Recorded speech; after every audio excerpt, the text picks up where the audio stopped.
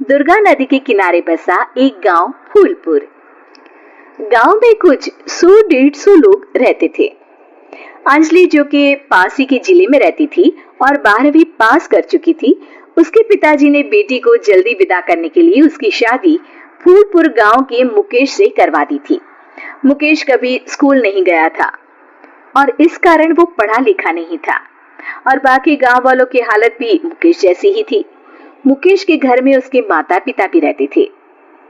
सासू माँ, मैं बाहर मंदिर तक जा रही हूँ, आधे घंटे में आ जाऊंगी।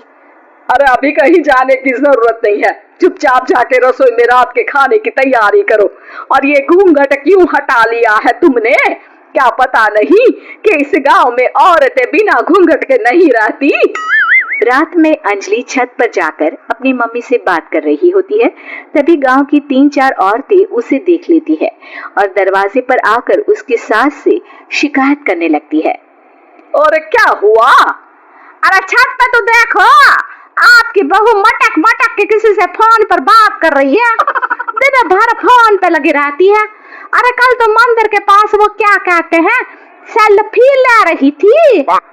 शहर की बहू रखना अच्छा शान की बात है, पर देखना इसके लक्षण से ये तो तुम्हारे परिवार को बदनाम ना कर दे।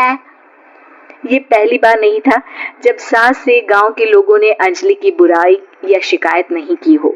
अब तो ये रोज की बात थी। अंजलि ये सब सुन लेती है। जब वो नीचे जाती है तो मुकेश भी वहां आ जाता है। सास कहती है, बेटा, लोग घर आकर शिकायत करने लगे हैं बहू के कामों की। देख लो, पति हो, संयम से रखो इसे।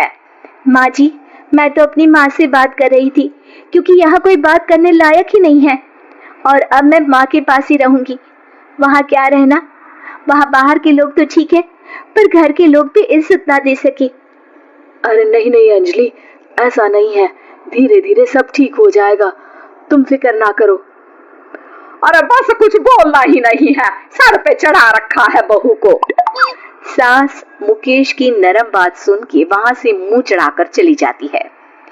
मैं तो कहती हूँ हम दोनों शहर चले जाते हैं। मैं पढ़ी लिखी हूँ, मुझे वहाँ नौकरी भी मिल जाएगी और थोड़े दिनों में आप भी वहाँ कुछ काम ढूंढ लेना।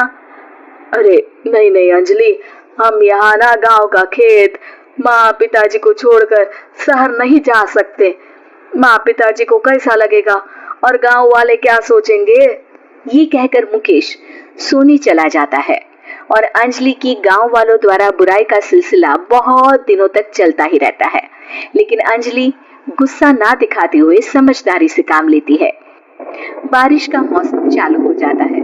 जोरदार बारिश से पूरे गांव में हाहाकार मच जाता है। दुर्गा नदी में बाढ़ आ जाती है और बाढ़ का पानी पूरे गांव की फसल तबाह कर देता है।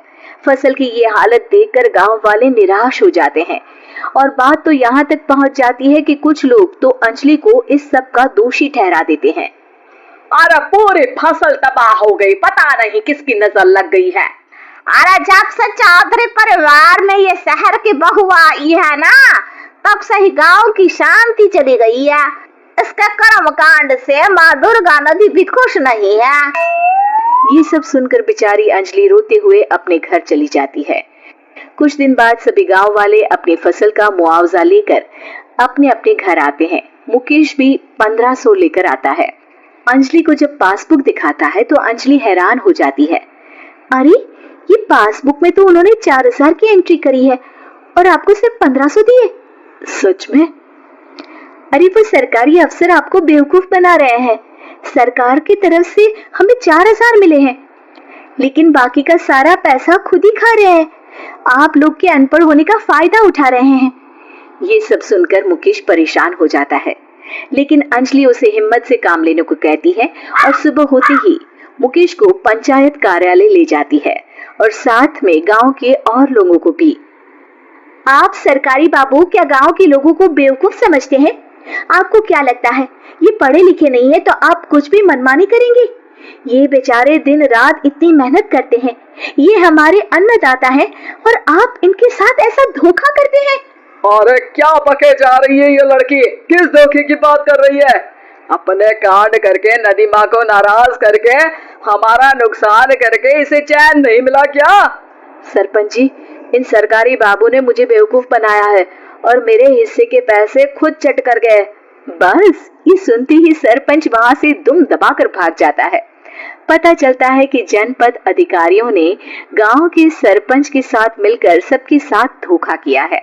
सब लोगों का विरोध शुरू हो जाता है और आखिर में अधिकारी सब गांव वालों के हिस्सों के बचे हुए पैसे उन्हें लौटा देते हैं और कई दिन तक सरपंच गांव में लौटता ही नहीं।